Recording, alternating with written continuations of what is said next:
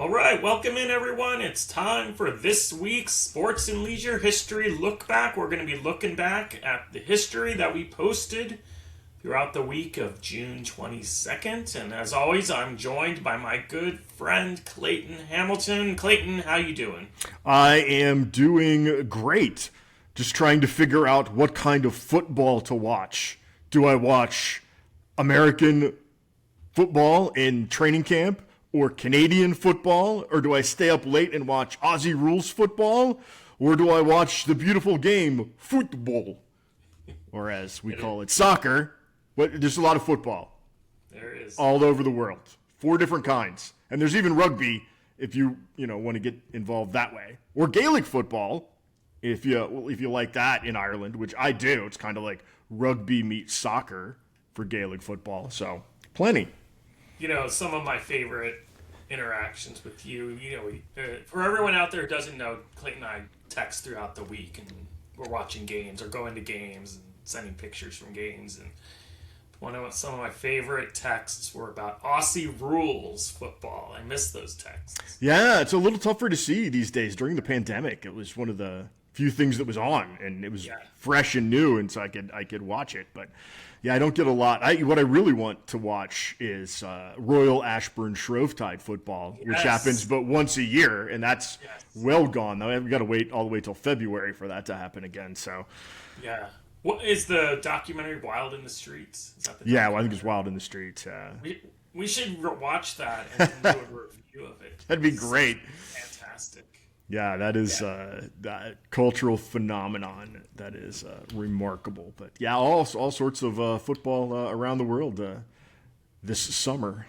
Well, yeah, and what else are you looking forward to besides football? I know you're someone who's always into a lot of different sports, and as we could see right here, but is there anything else you're looking for? Well, there's still 2 grand tours left to happen. The Tour de France will be happening, and then the Vuelta, which I love, and the World Championships of pro cycling. So that is always fun for me. I've gotten sort of an affinity for CFL, for Canadian football. I think that's fun to look in over the summer, and of course the U.S. Open is coming up in tennis, which I love. So yeah, there's just plenty in the summer. I think a lot of people say that, they get bored in the summer because they say there's nothing going on, but there's so much. There's so much going on. And then of course the Aussie rules and the grand final will happen later this summer. So yeah, I don't know, enough to keep me busy. Yeah, I love baseball, so summer's always great. It's my favorite sport to watch. But yeah, I love getting all the updates on all the other sports that sometimes get overlooked. You're always following. So for everyone out there, if you want to get a little glimpse into some of the other sports that are going to be going on throughout the summer, make sure you check back every week to our podcast and you'll get some of that. All right, well, let's kick it off with some fun here. I love this story because I think it's kind of an underdog story about a player with an unlikely career path in football. And so on June 22nd, at the beginning of the week in 1997, beginning of our week, but back in 1997, John Kitna won World Bowl V playing for the Barcelona Dragons. He beat the Rain Fire 38-24. And he also took home MVP honors with a performance of completing 23 out of 31 passes with 2 TDs. He'd been allocated to Barcelona for development, and it paid off as he would return to the Seahawks. He had never started with them. He was really just relegated to the practice squad. But he returned to the Seahawks, and he started in Week 16 of the following NFL season. And it really set him on the path of a 15-year career where he was a pretty successful journeyman quarterback. Yeah, he was a starter for quite a long time in the league. He played for the Seahawks, the Bengals, the Lions, and the Cowboys. And don't forget, Jeff, that World Bowl V, this was a come-from-behind victory. That's right. Because the first points of the game were scored by field goal kicker Manfred Bergsmuller. And I just wanted to say Manfred Bergsmuller, who was a soccer player who played for Dortmund and Werder Bremen in the Bundesliga before becoming a World League kicker. But yeah, some fun, strange stories from the World League of American Football, but some pretty good players that got an opportunity that came out of it. You had mentioned John Kitna, but also Kurt Warner played in the World League, and so did Jake Delhomme and James Harrison, Adam Vinatieri, and Brad Johnson. So Brad Johnson and Kurt Warner both with Super Bowls out of having an opportunity to get some reps in the World League. Yeah, also Lawrence Tynes played for the Scottish Claymores, and Dave Akers played for the Berlin Thunder. I love hearing you pronounce all the European names. Manfred Bergsmuller. Love it. Manfred Bergsmuller. That that was interesting to come from behind win, because he had his first start on that week 16 playing for the Seahawks was actually a come from behind win.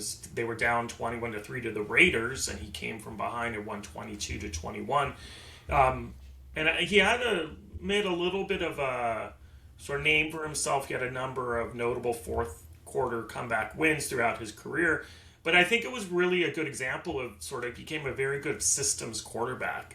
And he could kind of plug in and sort of survive. Was never a Pro Bowl type quarterback, but you have to wonder if the time spent in that the European League, did that help him hone his skills, and that's happened to a number of pros, as you mentioned. Yeah, he had talked a lot about not wanting to go to NFL Europe. He desperately wanted not to go, and he was supposed to go to Scotland, to the Scottish Claymores, and there's sort of a last-minute change in the allocations, and he ended up in Barcelona, and he really didn't want to go to Barcelona, but he said it was one of the best things that ever happened to him, because the head coach there was Jack Bicknell, who we all remember was the head coach at Boston College with Doug Flutie, and he was used to sort of working with underdog developing quarterbacks. So he and Dick Curl, who was the offensive coordinator for Barcelona, were really huge in developing John Kitna, because John Kitna wasn't a very highly sought after quarterback coming out of high school. He had 0 offers to go and play in college football. He ended up at Central Washington, which was Division II NAIA. So NAIA is not even Division III. That's not even the bottom of the barrel Division III. It's below Division III. It's no scholarships. And then he was in Division II of NAIA. But they did win a national championship, and he did sort of get a little bit of recognition by the Seahawks because of the area he was from. He went to high school in Washington. He went to college in Washington. And the Seahawks had a little bit of knowledge of him because he had a connection to Dennis Erickson. Dennis Erickson was looking to bring in a couple of guys from Central Washington to work out for him because he was looking for some practice squad guys, and he had some family connections to some guys there. So John Kitna went along, and he was like, you can work out with us. It's going to be like Washington State's pro day. You can work out with us. And he ended up working out for the Seahawks, and the Seahawks were like, you're not working out for anybody else. Like, there were a couple other scouts come later that day, and they're like, you're done, because they wanted to get John Kitna, and they knew that if nobody had seen him live, nobody was going to draft him, and they could get him as an undrafted free agent, which is what Dennis Erickson and the Seahawks did. Yeah, I think it's interesting, and for those who've heard of the World League of American Football, they later became NFL Europe. They were rebranded in 1998, but they really started in 1991 and shuttered in 2007. And it was sort of the predecessor to this international series now that we see for the NFL. They were using it to market their sport. And, remember, this is really before a lot of social media caught on and the internet wasn't as prevalent as getting real-time updates, throughout the 90s and into the, early 2000s. So it was a way that the NFL really wanted to sort of market their sport. But what I think was really interesting and different about some of the other sort of different football leagues that we see now, the ones we see now are kind of gimmicky, or they're trying these weird rules changes to attract fans and make it more exciting or more edgy. And I think this was looked at a lot as a developmental league because, and Kitna was perfect example of that, right? Where the Seahawks wanted him to kind of refine his skills. And you could say that about a number of the players in that league. Yeah, I wouldn't go so far as to say that it wasn't gimmicky, because they did have the it was going to be a 4 points if you kicked a field goal beyond 50 yards. And they did bring the World League Crystal Ball Trophy in on an elephant.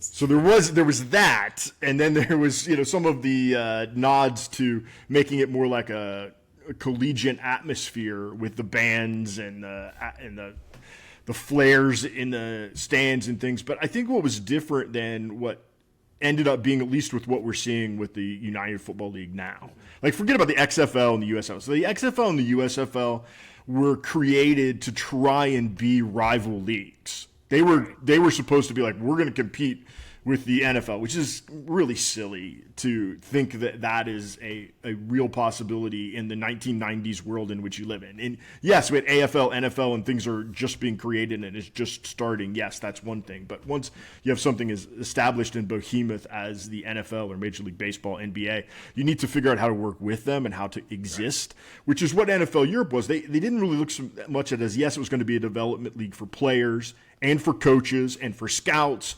NFL, media people. Like, it was really a testing ground for a lot of people. And what John Kitna had said, that what he really did is he said it didn't do so much for my confidence, but it did a lot for other people's confidence in me.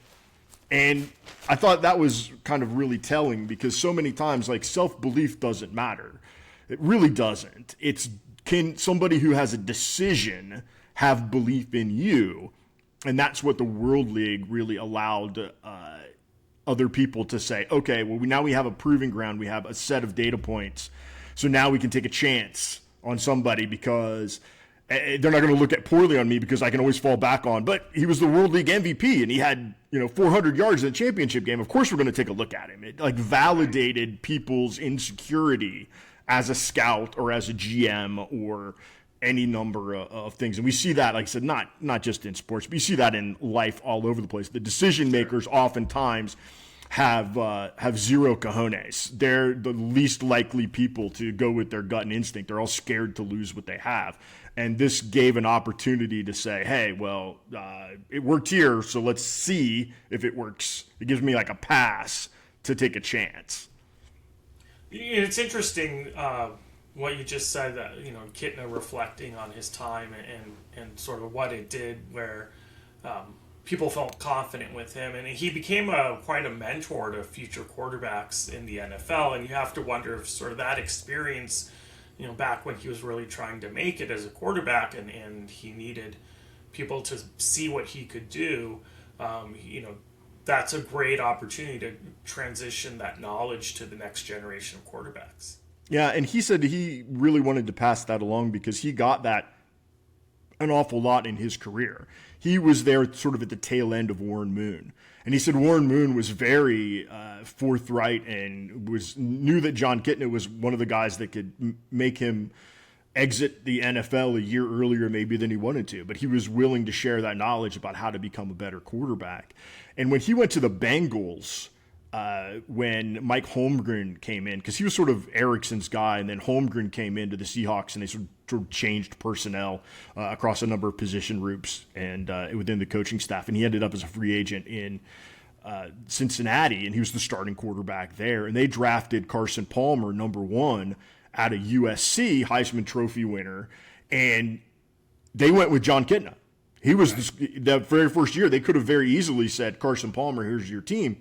But he said he knew that eventually it was going to be Carson Palmer, but he said there was no need to have a combative relationship. And he took Carson Palmer in and shared, all of his knowledge with him. He played that year. And at the end of that season, Cincinnati said, hey, John, we're going to go with Carson, but we can work out a trade for you if you want, because he still had 2 years left on his deal.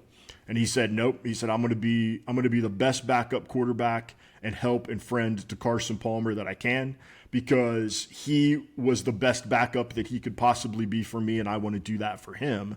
And this was when he still had starter years left in him. He really became a great mentor, and he paid back a whole lot of people who believed in him coming from a small high school program and an NAIA college experience. He was somebody that really probably should not get a chance. And he took that chance, and then he wanted to pass that opportunity and that knowledge to other people. And I'm really impressed with John Kitna as a human being, really for the way that he led his career in life. And he's a high school football coach now, and he's continuing to develop people through the means of football. Yeah, it's not everyone is cut out to be that kind of mentor or that sort of leader from looking at things from how to help you excel as a person. And he has some interesting footnotes. In Cincinnati, he got the comeback player of the year award in 2003. And then a couple other interesting footnotes that people may not know. When he eventually moved on to Dallas, he became the first franchise quarterback in 2006 for the Lions to take every snap in the season as a quarterback. And then eventually he transitioned over to Dallas, and he became a backup to Tony Romo. And I think that just shows sort of that trajectory, his sort of career arc, right, where he came into the league really raw, needing to learn, needing to hone his skills. He goes over to NFL Europe. He has success there, and then at the end of his career, he's happy taking that sort of backup role to sort of this next generation of great quarterback in Dallas. And like you said, after football, he's turned into this mentor and really imparting his knowledge to a lot of the younger athletes coming up. Yeah, especially because there was so little expected of him. We all remember the great John Clayton, the NFL writer and on ESPN. There's an old interview with him because he worked in Seattle locally at the time, and they asked about this John Kitna guy that was in camp and what's his chances of making the team. And he said, I would say it's 0%, but Dennis Erickson seems to like him, so I'm going to give him 1% chance of making the practice squad.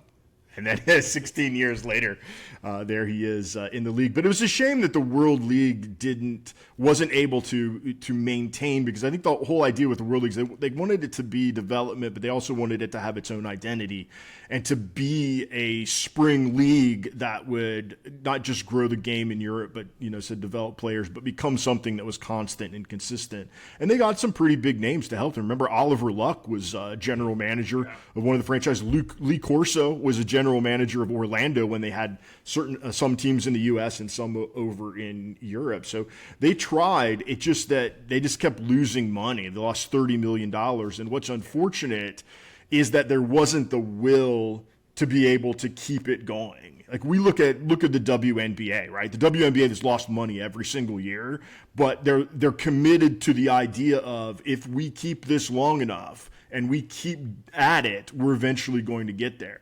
And the WNBA will probably get there to a place where they're sustainable. They said, we built this on the backs of all these players, but the WNBA really built itself on the back of NBA owners who were willing to lose money all these years. And that's something the NFL wasn't really willing to do. But now they're trying it again with the United Football League, and at least they're going into it with the idea of, this is a coach and player development league, and we're going to kind of treat it like the NBA treats the G League, and hopefully there'll be some fruit of it, as opposed to, we're really, really trying to build a DC Defenders fan base. It's a lot less about that than it is about developing players. And I think as long as the United Football League sort of builds around that model and understands what it is and doesn't try to be Vince McMahon in the XFL, there might be a place for spring football to succeed.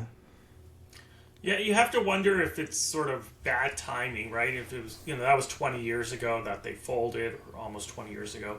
And now with some of sort of the sort of global media, instant media, social media, would they be more successful now? And then having I think the WNBA is a really great example that you brought up, looking at that model in a way to sort of invest in the development of your players.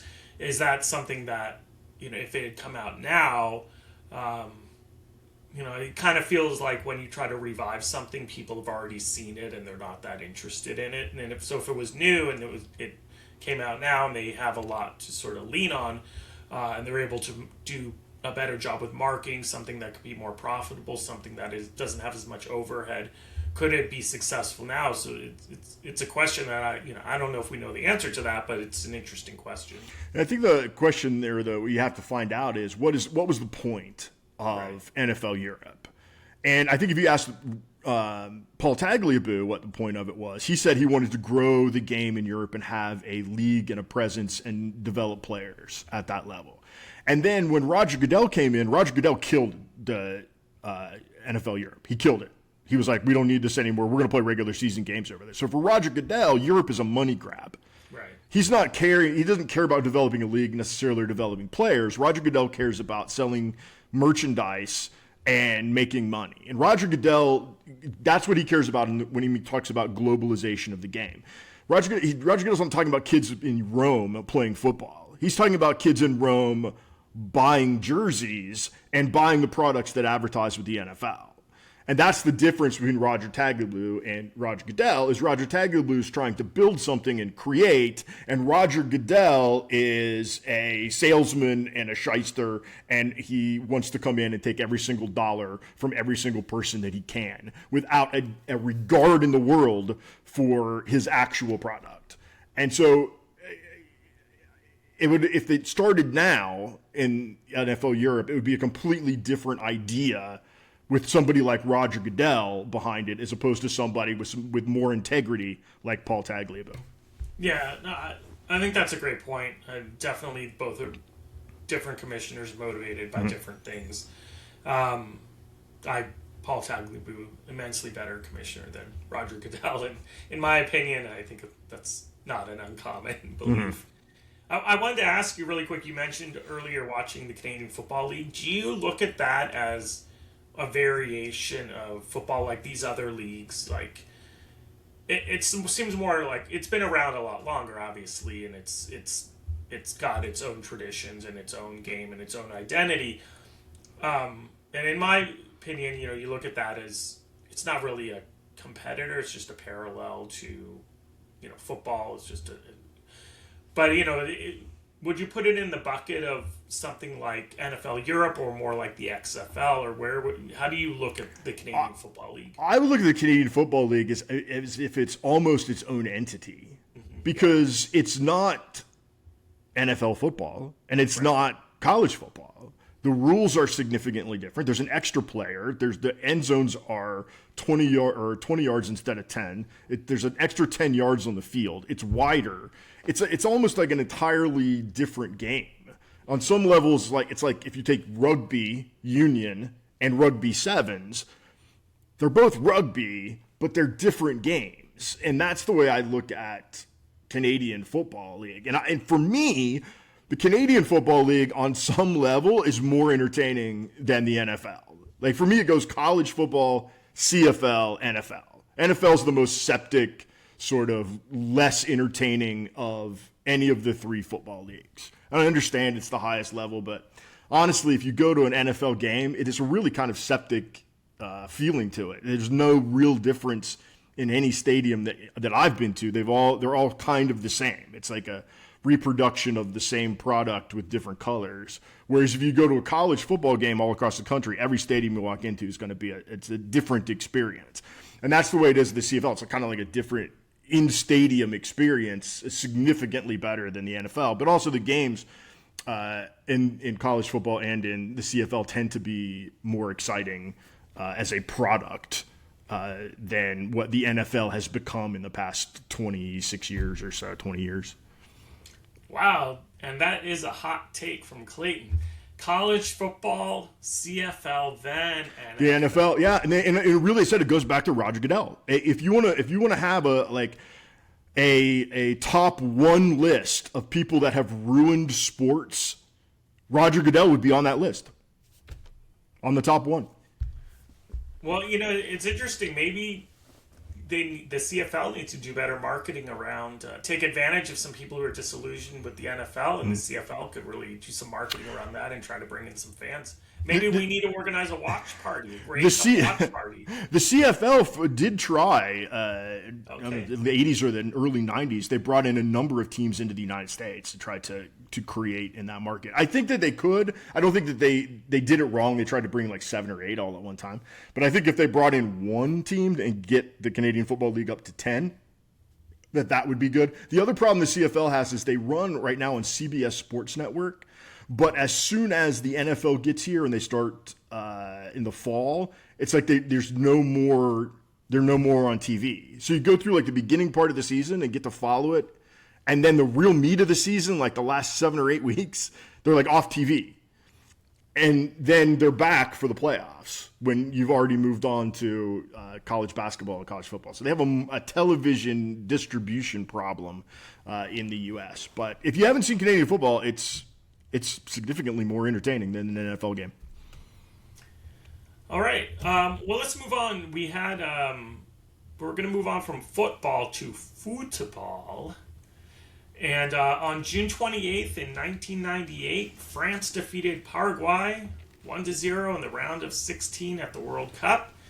Match was scoreless in extra time when in the 114th minute, center back Laurent Blanc, who was très bien, try a little French there, and he got an assist from David Trezeguet. Scored the first golden goal of World Cup history. France would go on to win their first World Cup in nation's history. They added a second World Cup in 2018. Before we move on, some people may not know what the golden goal was because it was short-lived. Do you want to explain the golden goal? So the golden goal, for anybody who is familiar with ice hockey, it's the same as a goal in overtime in ice hockey. First score wins, game over. Doesn't matter how long or how short it is into the overtime period. First to score wins, golden goal. You would stop playing extra time and you would not get to the penalty shootout. Game over, as nature intended. That's right. To have the golden goal, which was, for me, Jeff, the greatest innovation that soccer has had in my lifetime. And it was fantastic. And I love the golden goal. And I think that the way that they do overtime now does not in any way resonate with me. That you play 2 15-minute halves, and no matter what the score is, how many times you score, or if there's a score, they continue to play until the end. And if it's still tied at the end, we go to penalty kicks. And there's this incredible desire from the soccer world to get to penalty kicks. And in my world, what resonates with me is you want to do everything humanly possible to not get to penalty kicks. Right, because they felt the penalty kicks were sort of too unpredictable, right? You don't necessarily get the best team winning. It's a cheap way to end the game. Right. I think the kind of thinking back and from what I've read, what they felt was that the golden goal didn't produce or the result that they wanted, right? They wanted to have aggressive style of play where the teams were attacking, they were trying to score, they were doing everything possible to score, but it ended up with the opposite result where teams got super conservative and played ultra defense, hoping to just ride out the clock and then go to penalty kicks. So here's the problem. This is what they need to do to fix it for me. And I understand because I know people are they'll come at me. Soccer guy always comes at me. But thankfully, soccer guy never has anything new to say. So I know all the things that soccer guy is going to say. Right? And I said, first off, I clearly acknowledge that soccer does not need me. Right? They don't need to do anything to make it resonate to me. Soccer's doing just fine. They don't need me. I understand that. But what I'm saying is that you don't want to get to penalty kicks in order to solve the game. So you have to figure out ways not to do that. So the first thing that I would say is don't give soccer the safety net of penalty kicks.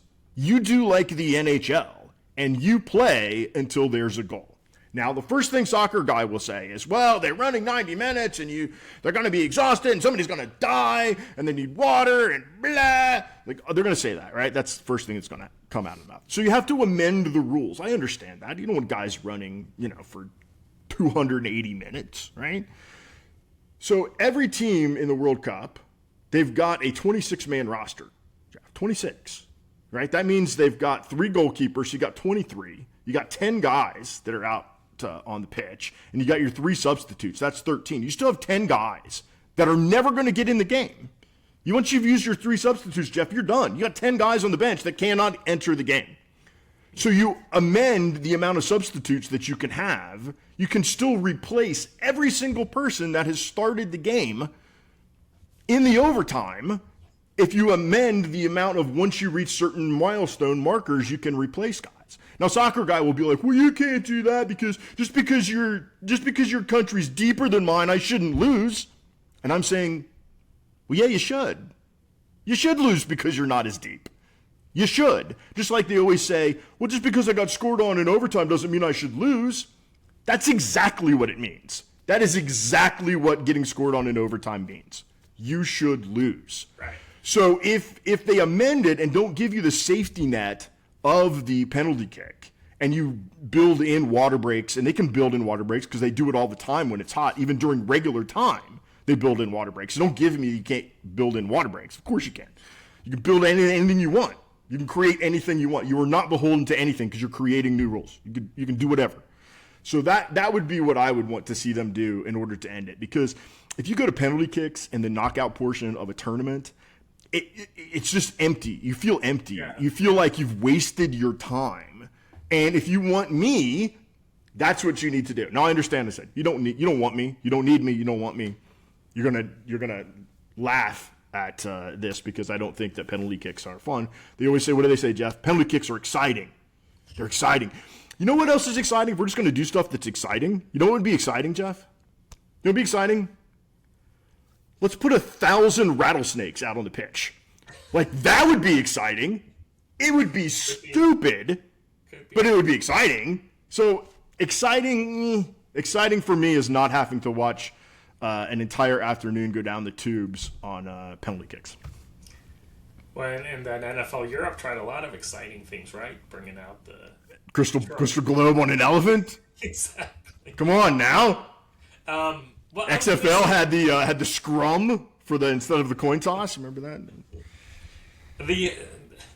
I think also some of this sort of conflicted with just the culture of soccer, not culture in terms of national identity or world cultures that we think of, but just what soccer is used to, right? Because there was a lot of complaints about not really allowing sort of the equalizing that they're used to in soccer, right? If one team scores, you have to give the other team an opportunity, and there was that's a very soccer thing, right? It is a very soccer thing, and it's also a very soccer thing to say we're going to hate on the golden goal because it's a North American invention, and you know how the rest of the world hates us. Like they don't even need a reason to hate us. They'll just be like, we woke up this morning and we hate you.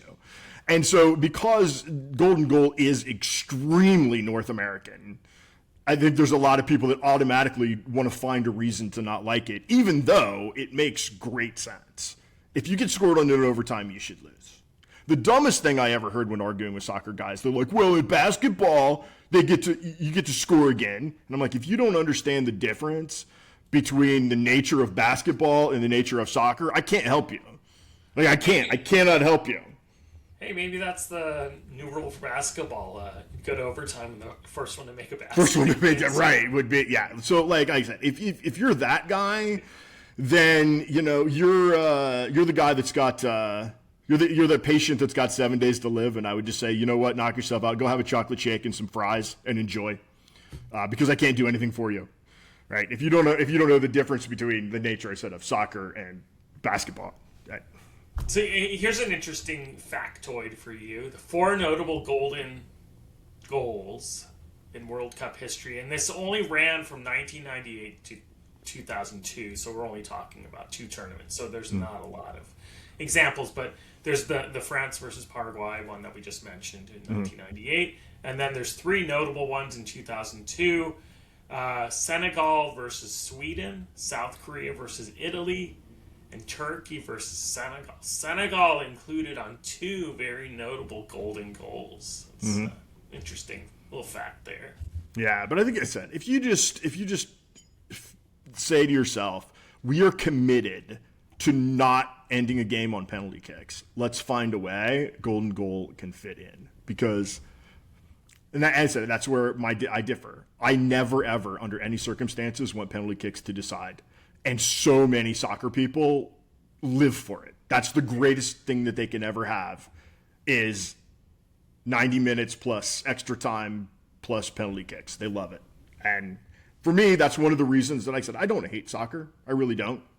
But there's probably 30, 35 other sports that I would rather watch if they're on, and there's always something else on. So I very rarely get to the point where I'm sitting down long-term invested in soccer on a daily basis. Certainly I'll watch the World Cup semifinals and World Cup final and keep tabs on it, as I have throughout this tournament already. But yeah.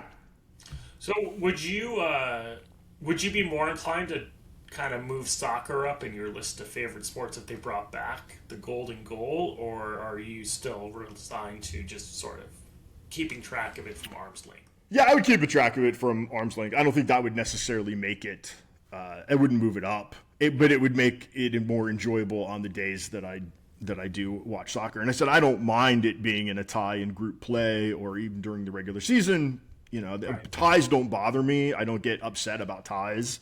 Yeah. In the way that everybody freaked out in the NHL because there were ties, and ties don't bother me. I think the shootout in the NHL is dumb. The way the NHL does regular season overtime, the 3-on-3 and then the shootout. But no, I think soccer's probably, even if they got rid of the running clock and just shut it off when the ball went out of play like an adult would do. Yeah. And instead of trying to keep extra time, which it never made sense to me at all, because especially when you already have a group of people that watch soccer and think that it's corrupt enough to begin with. So you have to figure out, like, okay, everyone thinks we're corrupt. Like, how do we show that we're not? And then they adopt things that lend themselves to the conspiracy of corruption. So it's just a philosophical difference in the way that I see soccer versus the way that soccer guy sees soccer. But there are ways that I could amend it to make it more interesting for me, but it'll probably still be hovering in that 30 to 35 range for me. Yeah, I never understood they just let the clock run when the best that soccer guy has ever been able to explain to me when I argue with soccer guy is, this is usually what soccer guy says. Number one, soccer guy says, I like the running clock. Okay, well that's not a reason. That's not a reason to have it, right? That you like it. That's why. There's no reason for it. The next thing they always say is, well, you're American, you're stupid, you don't know anything about football. That's the second reason for having the running clock, is that I'm American, which means I'm stupid. And that's it. That's all they can give me. They can never give me a reason to do it. And even in this World Cup, they're having trying to combat time wasting by having to have the throw in after a certain number of seconds and the goal kick after a certain number of seconds. But here's the thing. If you just stop the clock when it's out of play, just stop the clock. You eliminate a lot of that time wasting. And they always say, well, we get it back because we put extra time on. If you're going to put extra time on, why don't you just stop the clock? Like, if it's perfect, because your whole premise is that it's perfect because they put the exact number of time that they lose wasting, they put it back on, and it's exactly the same, then why not just stop the clock? Right. I've often wondered if it's like a holdover from a bygone era where they didn't really have the technology. Yeah, I'm sure it is. I'm sure it was from when they had to do it on an old clock that just started at the top of the hour, and it went until it went. Yeah. I'm sure that's what it is, but that doesn't exist anymore. Right. So just stop the clock. Yeah. Well, they like tradition and stuff. Yeah, just stop the clock. But well, let's move on, because actually I'm really excited about our next segment. I think we talked enough football. But I wanted to talk about Althea Gibson. She's someone who I feel is probably not that well known, but everyone should really know Althea Gibson. She's an extremely important figure in not just tennis history, in American sports history.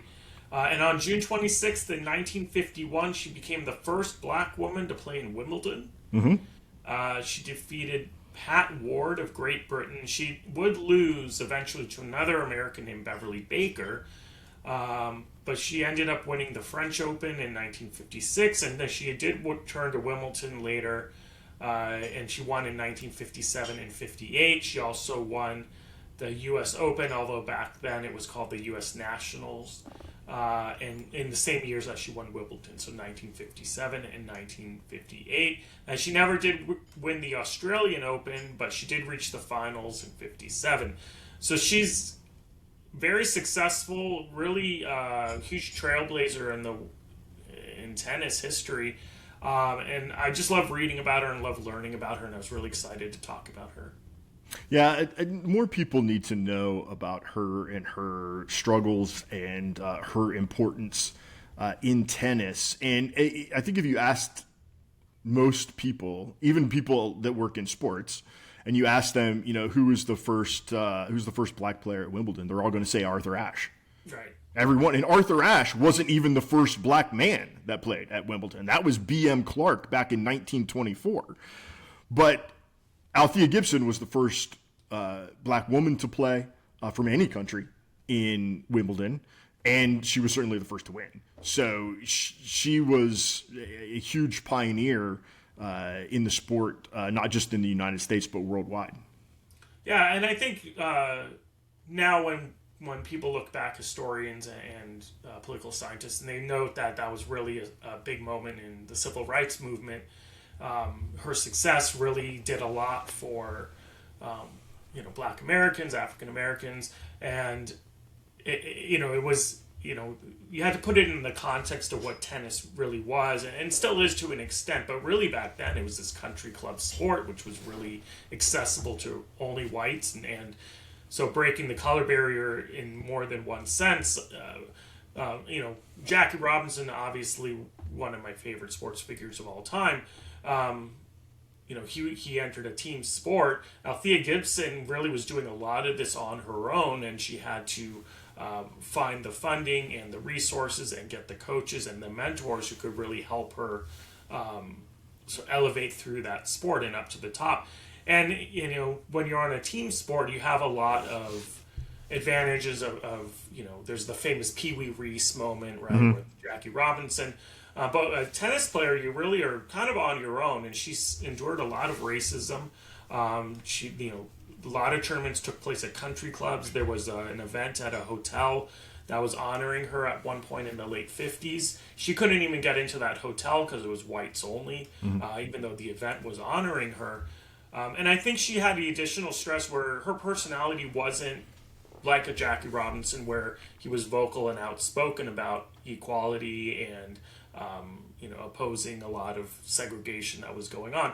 She wanted her resume to speak for herself. She wanted everyone to see what she did as a tennis player and everyone to respect her for that. And I think her contemporaries in the civil rights movement really wanted her to be a lot more vocal. And I think she faced some challenges there as well, not just from the white community, but also the black community who felt like she needed to do more. Yeah, she had a lot of pressure because there was sort of a look from white society that here is a way that you should act when you are in our world. Right. And then there was a lot of pressure from the black community that says, here is how you should act when you represent our world. And it wasn't, everyone wanted her agency. White America wanted her agency and black America wanted her agency, and she wanted to be her own individual, which is what I really like and respect about her. Is she said, you know what, hey, your agenda is your agenda. My agenda is to be the best tennis player that I can be. And she was also doing this, Jeff, at a time when tennis players didn't make any money. That's right. Like there was no sponsorship, and there weren't prizes. A lot of these tournaments were still amateur at the time, and there was no prize money. And so she's really trying to get from place to place to place, trying to scrape up a few dollars here, a few dollars there to get to the next place, and to have somebody to hit with and to have a coach and all of those things. And one of the things I thought that I had not known about until learning more about her was the American Tennis Association, which started in 1917. And that was the Negro Leagues of Tennis. So there were a lot of players that had nowhere to play because it would be, whites only tournaments, and there was no place for them to play, no place for them to develop. And so they created their own league that gave a lot of players an opportunity. And she was one of the players that came through that system that was able to develop their craft because now they had a place to play. And she won 10 consecutive titles in that league, which I said I had never known about that league. But she was one of the sort of pioneers of people that got to play there. Her and there was a man by the name of Dr. Robert Johnson and Dr. Hubert Eaton who helped to create that. And Dr. Eaton was part of the educational wing of that, and Dr. Johnson was part of the tennis playing wing. And what they really developed was the beginnings of what we know now as tennis academies. They had sort of started that idea. And then, guys like Nick Bollettieri, went on and opened his academy, and they were replicated all around. And they're very popular today for the development of players. But that really grew out of this need for a place to play in a time when you couldn't play wherever you chose to play. Yeah, and Dr. Eaton and Dr. Johnson, to their credit, saw, they recognized her talent, and the ATA recognized her talent playing paddle tennis on the streets of New York. She was born in South Carolina, and then her family moved to Harlem. And so she was exceptional with sort of street paddle tennis. And from there, she was trained through this academy. And, it was noted that she sort of did everything she could in that academy. They had nothing left to offer her, and that's when she really made the leap to a lot of these big international tournaments. It's worth noting that Alice Marble, who was a really very progressive white tennis player in the late 30s, she was very successful in early 40s. She was on the level of someone like Aryna Sabalenka. She was extremely talented for her time. She really pushed for Althea Gibson to get into the U.S. Nationals, which is we mentioned is the U.S. Open now, and that sort of springboarded her into playing in sort of those huge Grand Slam events. And she also developed a really great friendship with a British tennis player named Angela Buxton, who is a white tennis player in England, and they had met on a tour in China that the U.S. Tennis Federation had put together this group of players to go play and grow the game in Asia. And Althea Gibson was on that team as well as Angela Buxton that went over there. And that's where they sort of became friends and ended up playing a lot of doubles together. And later in life, when Althea Gibson was struggling financially, and she was really sort of going through the last stages of contemplating suicide, and that she was going to just check out. It was Angela Buxton that not just sort of talked her off the ledge of committing suicide, but created an opportunity and a path for her to start making money, and was able to raise over $1 million for her to be able to live out the rest of her life because she was destitute. Yeah, and I think also one of the things that was unique about Althea Gibson was her style of play. She was very physical, aggressive player, and that didn't sit well with what people normally associated with female tennis players of the day. Now it's very common, but she was really the predecessor to strong, powerful women on the court, and in terms of strength and how aggressive they are and how they attack the ball, where it was a lot more finesse and the slice and volley type play that was more common with female players back then. So in addition to the stigmas that that came with segregation, there was also the stereotypes that are commonly associated with black athletes being too aggressive in a negative way, and she really sort of had to work through those challenges as well, although she ended up setting sort of the foundation for allowing female tennis players to be more aggressive, to be more physical on the court. Yeah, she was a big serve and volleyer, and like you said, there were a lot of sort of baseline moon shots at the time that you weren't 2 inches over the net when you were returning the ball, you were a foot and a half over the net. But even if you go back, though, and watch some highlights from her in the 50s, you'll start to see, as you see highlights in 52, 53, 54, 55. By the time you get to 54, 55, 56, the white players are playing the exact same way as she is. They're hitting angles, they're coming in. But she really did develop that sort of style of being able to cover the court, and she was very tall, so she was one of the first people to sort of develop the powerful serve to be able to take control of the point from the very beginning. But I think if you sort of go back and you look like where is her lasting legacy from the time that she first entered tennis in the late 40s, early 50s to the mid 1990s and early 2000s. And you had said, there's that whole idea of that tennis was a rich white sport, and that's what it was.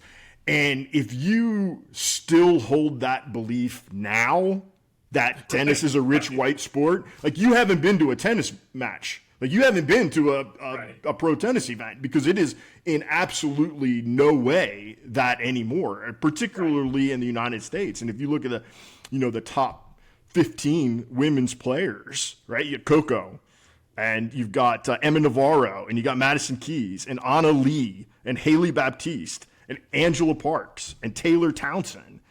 And even among the white players that are at the top, look at who is it? It's Anisimova, first-generation immigrant. Jovic, second-generation immigrant. Kennan, second-generation immigrant. So it's really in no way reflective of the world that she stepped into versus the world that she left and the world that we have. And a lot of that has to do with the opportunities like John Kitna. It was just like John Kitna. It's not that Althea Gibson needed to believe in herself. It's that somebody needed to believe in her that could say, hey, we want you at this tournament. Or, hey, we want to develop these athletes because now we see, how valuable you are as an athlete and as a person. And that's really where the magic is. It's not so much, like I said, little girls seeing her and being like, oh, there's someone who looks like me, I can go be her. It's about the gatekeeper seeing her and being like, wow, she's worth money. She's worth developing. Let's open what we do. And that's really how you change the world. You change the world by changing the people that have power. And her existence and her visibility was something that was able to do that. And like I said, you go up and down the chart right now, you can see what effect she had on this sport. Yeah, totally agree. And I think it's a lot of it is, like you said, it's visibility and the ability to access, and ability to do what she did. And I think there's an element of her professional career that a lot of people don't know about. I want to touch on it before we move on really quick. But even if you're aware of Althea Gibson, you probably aren't aware that she actually, after her tennis career was over, because as you mentioned, she was struggling attracting sponsors, especially still in a really segregated, country, and they wanted to stay away from her endorsing a lot of products, and she found a new sport, golf, and she's really one of the only athletes who's really been able to have a very successful professional tennis career and a pro golf career. She wasn't quite as good as golf, but she did qualify for PGA and high-level tournaments. Yeah, she was the first black woman on the LPGA tour. LPGA, excuse me. And she had a successful career. Like I said, she didn't win any tournaments. She had a couple of seconds, some thirds, a handful of top tens. But she was able to make a little bit of money on the LPGA tour in a way that she wasn't able to on the tennis tour. When she left playing tennis, she went to work for the Harlem Globetrotters. That's right. And she would put on tennis matches before the Globetrotters in the gyms before they would go out and play. And she played a number of her old rivals that were playing tennis at the same time that she was. And she made a little bit of money that way. And she, of course, was familiar with basketball. She played basketball at Florida A&M University as well as tennis and dabbling in golf. But just a really interesting, neat, sort of important person when it comes to the development. She said one of the things she really liked about being on the LPGA is she said that the women on the LPGA were incredibly welcoming to her because they understood in the same way that what she was going through racially, they were all going through in terms of sexism and having doors shut to them and not being allowed in clubs. Like she said, these golfers understood in a way of like me not being able to be in the clubhouse. Like they weren't able to be in the clubhouse either. And she said that really helped develop a bond with a lot of the women who were, she said, incredibly supportive of going out of their way to help her when it came to hotels and restaurants and places to change, because she said they were going through the exact same thing. She was just going through it twice. Yeah, it's in very similar settings, golf and tennis, right? Where in terms of the origins of where it was played and who had access to those sports and sort of how it was viewed in the public eye. Which brings us to our next segment. Speaking of golf, Mickey Wright, who many people are probably aware of as a huge figure in the history of women's golf and the LPGA. So on June's sorry, I got the date wrong. But in June of I've missed the date. I'll look up the date in just a second. But Mickey Wright defended her LPGA Open Championship title at Churchill Valley Country Club in Pennsylvania. And she became the... it was 1959. 1959, thank you. Sorry, I got thrown off there. But during this, her championship, where she was the first to win back-to-back titles, she fended off one of the all-time greats, Louise Suggs, and also Marlene Haag, and it was one of her 13 major wins. And Mickey Wright is one of the all-time great women's golf players, and she was someone who was really responsible for growing the sport of women's golf. Yeah, she was. She was one of the first stars that was there right at the dawn of the LPGA, and she is still second, Jeff, on the LPGA Tour's wins list with 82, and she's still second on the majors list with 13. And here's a lady that's playing in a time where there's not a tremendous amount of events. That's how good she really was. She won 13 straight tournaments in 1963, and if you ask anybody of that era, men or women, who had the prettiest swing in all of golf, they will all say Mickey Wright, and that includes Ben Hogan, who said she had the greatest golf swing that he had ever seen. Yeah, and I think the fact that she got praise from Ben Hogan and her style and her leadership and her ability, her resume, she became sort of must-see TV for women's golf in a time where people weren't really paying much attention to women's golf, and she was, probably more than anyone else, single-handedly really learned and knew how to grow the sport.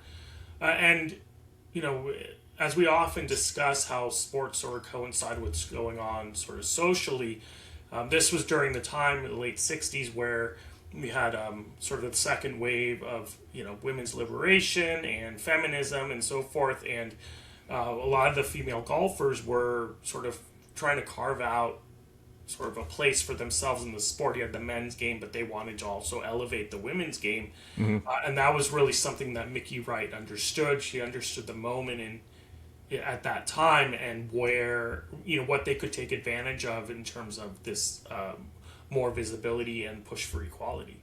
Yeah, and it's a stark contrast from what we are a little bit used to today. Because the more you look at Mickey Wright, the more you see just how the LPGA got it right. They were like, she's the attraction. Yeah. She's the star. We're going to push her. And then everybody in that locker room was like, please take us with you, Mickey. Like, get out there in front. And she understood that obligation, and she was willing to do a lot of the things that were necessary in terms of personal appearances and marketing the game and being the headliner at these events and dinners and other places that she had to go, and even if that meant driving all night from one place to another, which is part of what she said contributed to the end of making it kind of an early exit for her career, is because she got so burned out doing that. But she said she knew if she didn't go to a tournament, it might get canceled, and that would be money that the other ladies on the tour needed. And we're seeing the complete opposite with Caitlin Clark and the WNBA. Like the WNBA needs Caitlin Clark more than they've ever needed a single human being.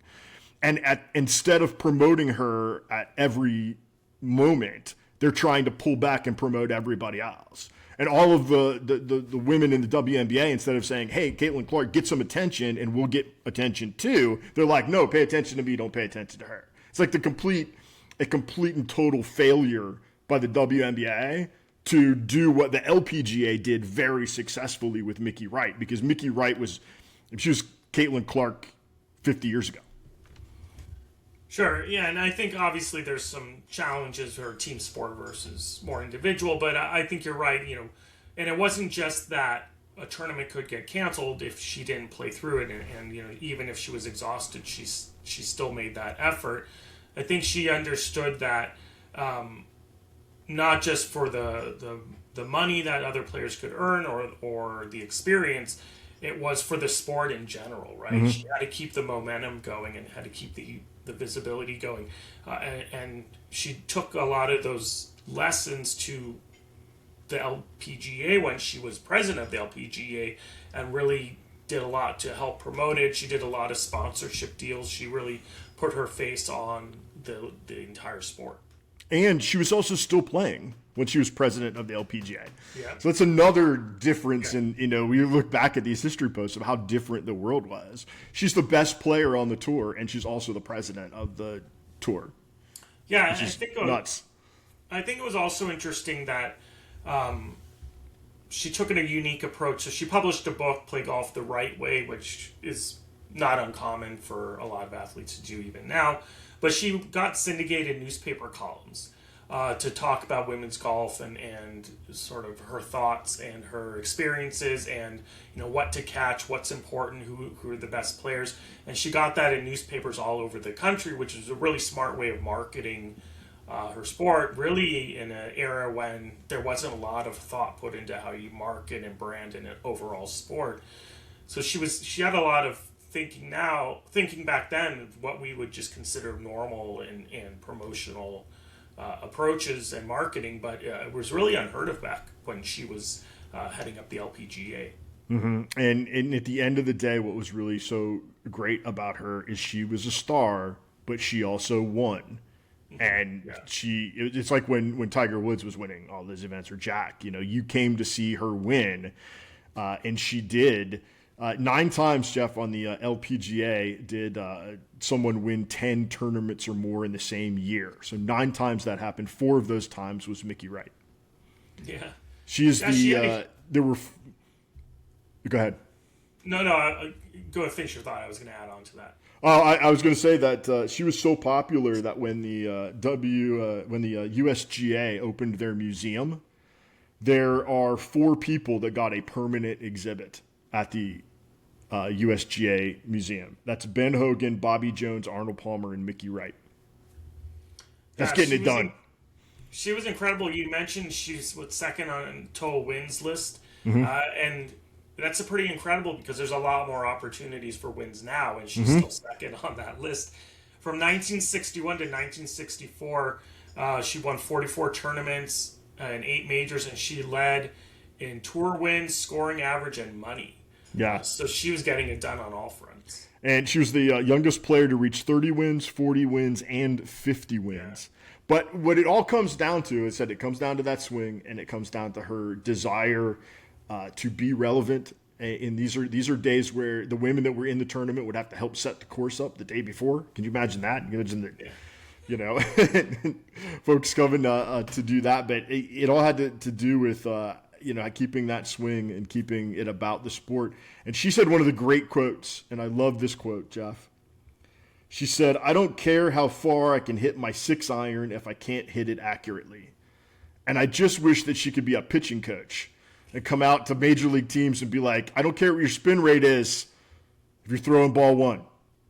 And that's something that she really rallied around. Like the fundamentals and keeping my clubs and my swing pure is the most important thing. That's where all the other stuff comes from. Yeah, so speaking of which, it's a great segue into our next segment. We're going to talk about some couple pitchers. And, you know, in the middle of summer, it always is got to talk about some baseball along the way. So we mentioned that we're talking about some great players, and there's a couple that come to mind for baseball. One is a contemporary player fairly recently, and another is a Hall of Famer. Hall of Famer, yeah.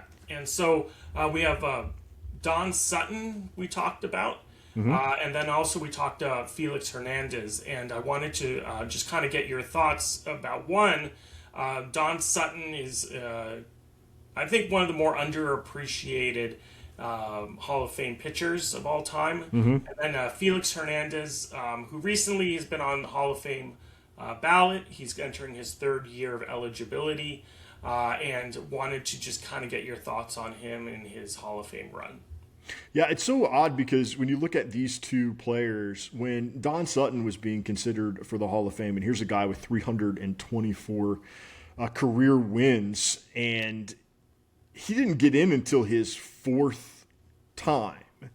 And the thought at the time that they were voting and looking at him was, well, he's an accumulator of stats. That's what they say, which is just because he played for a long time.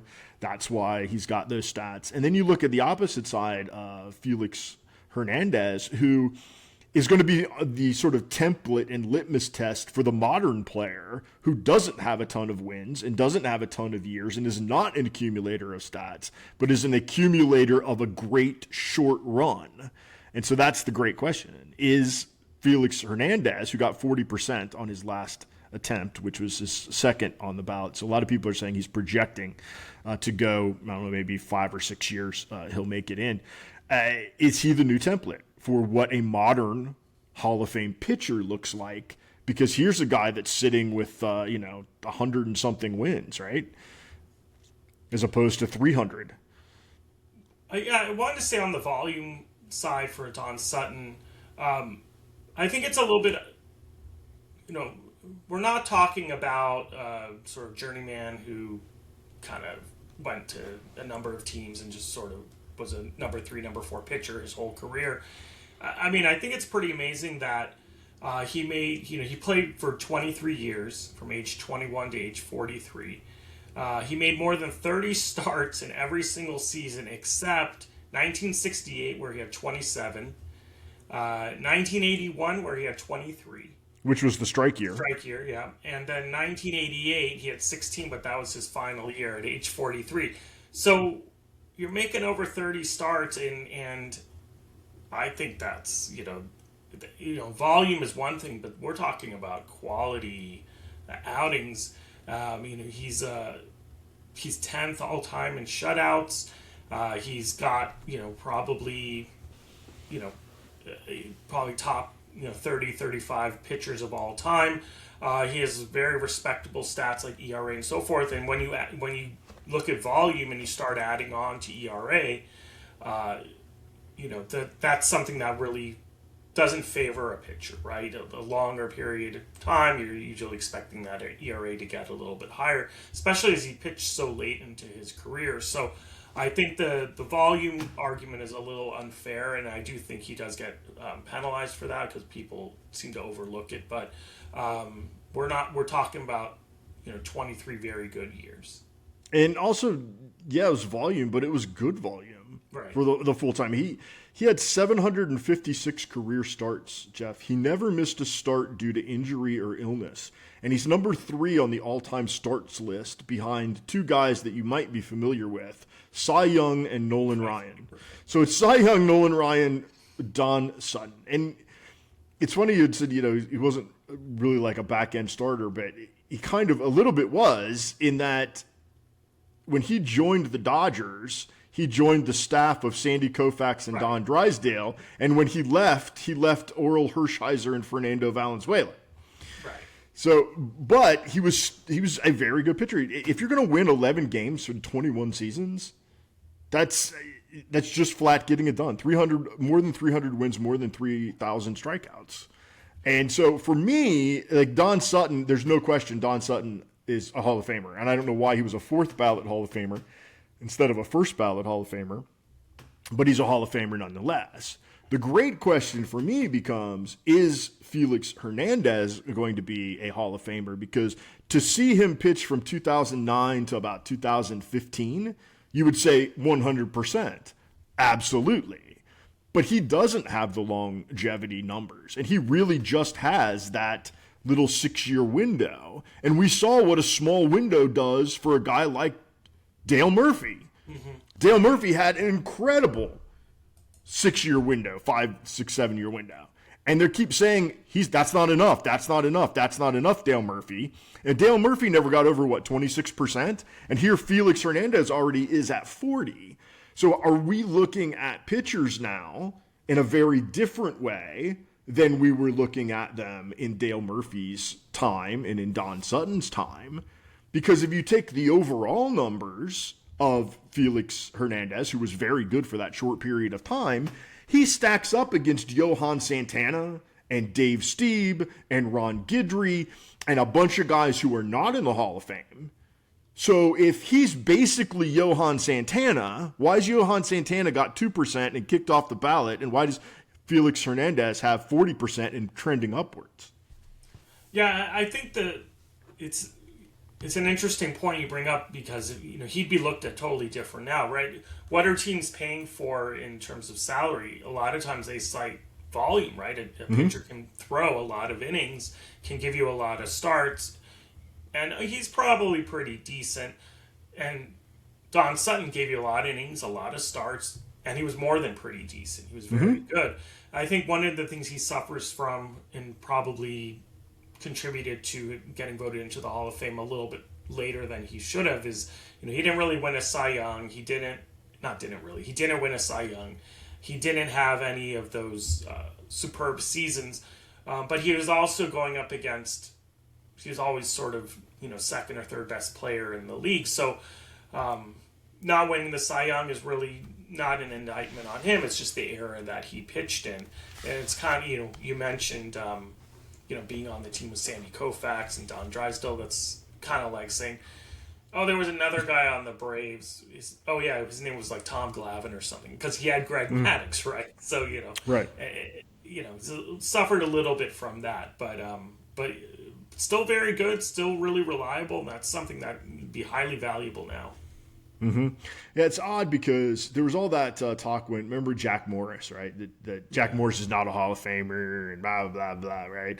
And what I find interesting about, Jack Morris is he went 21-6 at age 37.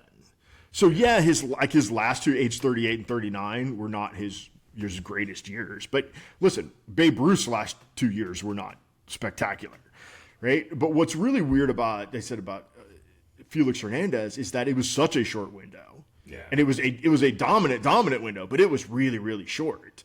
And when you look at how he stacks up versus everybody else that was able to give you those extra times, I just wonder if he will or should. I don't know necessarily that he will, because I kind of think he will make the Hall of Fame. The question is whether or not he should. And I keep going back to Dale Murphy in my head and the people that had said, well, if Dale Murphy, his problem is he played too long. He shouldn't have played those last 4 years and then he'd be a Hall of Famer. Well, in Felix Hernandez's case, he didn't play those last 4 years. Right. He had his peak, he had his 2 bad years, he had his arm trouble, and he was gone. So it's just an interesting question. We're going to penalize Dale Murphy for playing, and then it looks like maybe we're not going to penalize Felix Hernandez for not playing. Yeah, I think also, pitcher versus position player kind of gets a different look. I was looking at the ballot for next year, and I think he'll probably get in or he'll get very close. He'll get a jump definitely in his numbers, and then usually that's a good trajectory that he's on, that he'll eventually make it in. I mean, he got 46% in the most recent voting, and in his first year, which was 2025, he had a little over 20%. I was looking at who he's sort of up against. You know, we have Chase Utley in his fourth year on the ballot, got 59%, and then Andy Pettit's at 48%. He's in his ninth year of eligibility. He probably won't make it just because of the PED questions surrounding him. But first year possible candidates, Buster Posey, maybe first year. After that, it's John Lester. I don't think he's getting in. I'm not even sure he'll even make it into the hall. And so that leaves not very many people to vote on, so Felix Hernandez could benefit from not having a lot of people on the ballot with him. Yeah, he very well could. And like I said, I think he will get in, but I wonder what that does to other people that will come after him that are similar. You know, a guy like Cole Hamels. Now, as Cole Hamels all of a sudden now, is he a Hall of Famer? Because you're clearly not looking at wins and longevity. Right. What's odd is that Felix Hernandez and Cole Hamels, when you add up their career wins, they have 332.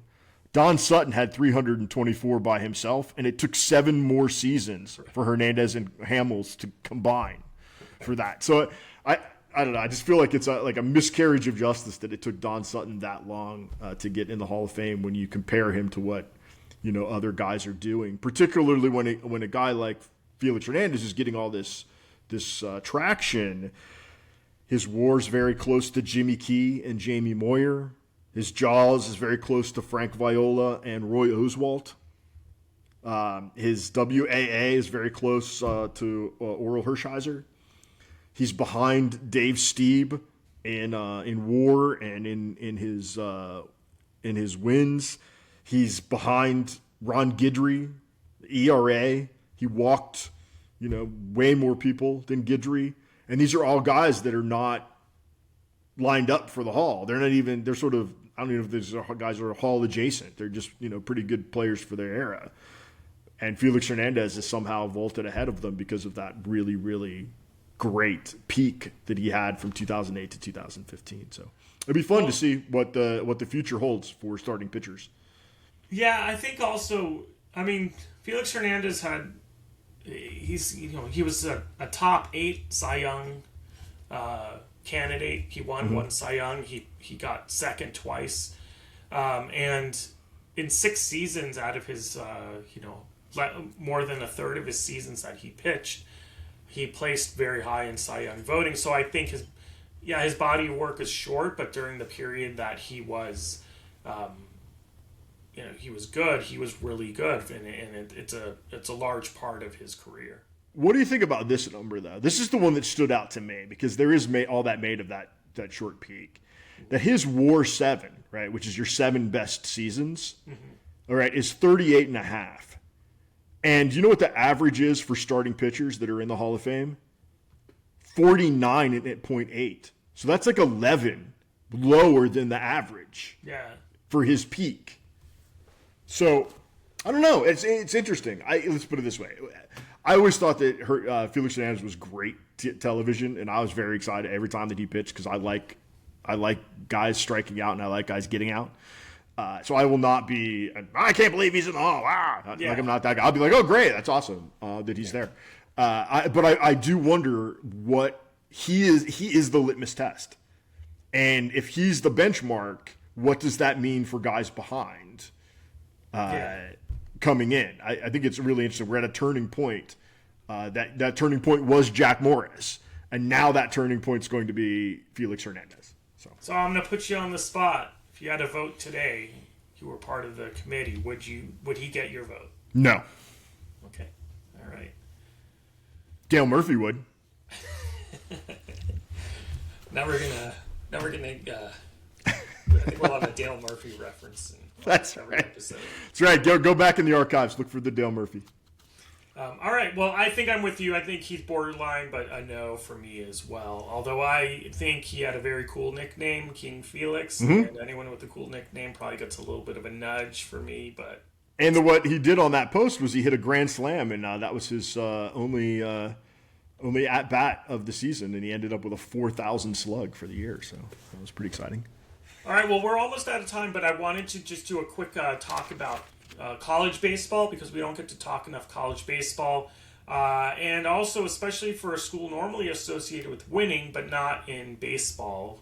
But on June 25th in 2013, the UCLA Bruins won their only College World Series with a 2-game sweep over Mississippi State Bulldogs. They were never ranked higher than 7 that season, but nevertheless, they won it all. They had 3 players that did make it to MLB. None of the 3 are really super notable, but fans of different teams might remember them. Adam Plutko, Zach Weiss, and Pat Valaika.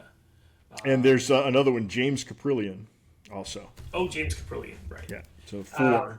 Pat Valaika probably had the best career out of all of them. That's what I was thinking as well. And there was a few others that got drafted, but they never got to the MLB level. Mm-hmm.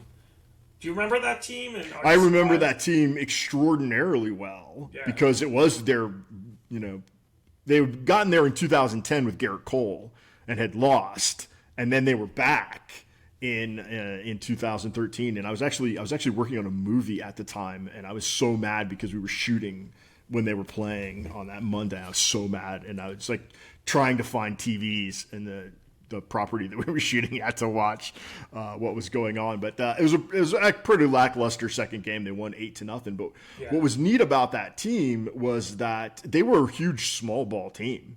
They had 12 sack bunts in the College World Series, which tied the record with Santa Clara from back in the 60s. I think it was like 1962. But they were a really good team, and they had a really cool reliever named David Berg, who I was like, he set all sorts of records. He set the NCAA save record in Game 1, and then he broke it, and he didn't have to break it in Game 2 because they had too big of a lead. But he got drafted by the Cubs, never made it into the show. But their pitching staff got a lot of people out, and they took every extra base and overcame throughout the entire season. They were great. So I want to talk really quickly about just college baseball in general. And, it's been 13 years since that team, and baseball's undergone a lot in those 13 years. And this is not really necessarily to do with UCLA, but just college baseball in general. MLB has eliminated a lot of minor league teams. They've really shrunk the minors. And now with NIL money, how's that changing college baseball landscape? And it seems to be, is it pushing them more towards something where you're going to see players go maybe from high school to college more often than they'll make the jump to majors? Is it becoming more developmental, less developmental? Do you have any thoughts on that? I think that it will certainly help college baseball because they're going to get an influx of a lot more talent because these kids that had to make the decision, do I take a little bit of money and go pro? Do I go to college? Now they can do both. And with the elimination of some of those tiers of minor leagues, MLB, they used to sort of look at you if you went to college, maybe you weren't that good. That was sort of the scout mindset. Right. And now they it is almost like a single A designation for what the equivalent talent level is. Like I think if you took college teams and you played them against single A teams, college teams would probably beat single A teams because the talent level is now that good.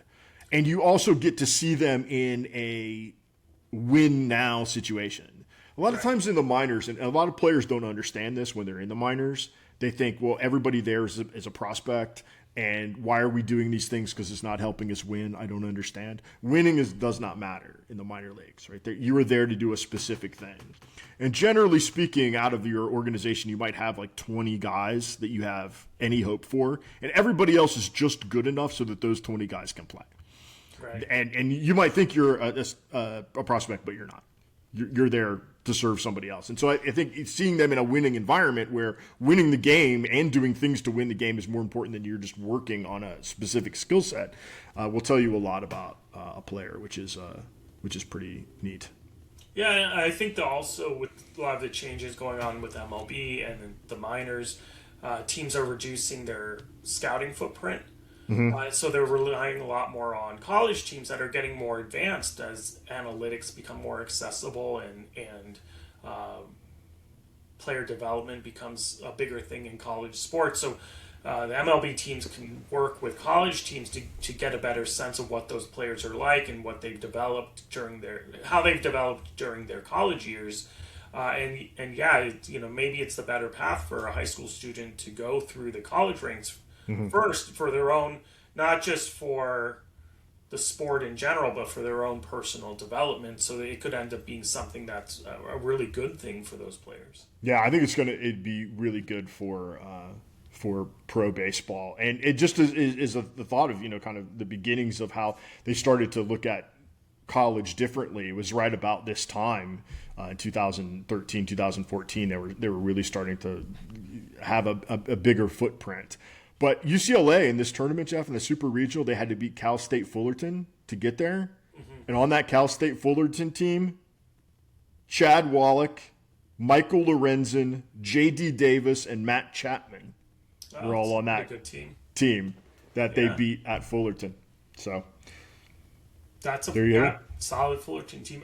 For everyone out there who doesn't follow the minor leagues that much, so MLB has eliminated 40 minor league teams, right? It went from 160 to 120, and so I think that's a big number, because that means MLB teams are taking less chances on sort of late round drafts, and so it's forcing a lot of those players you might see sort of at that back end, as we've been talking about, maybe going to staying in college or going through the college system.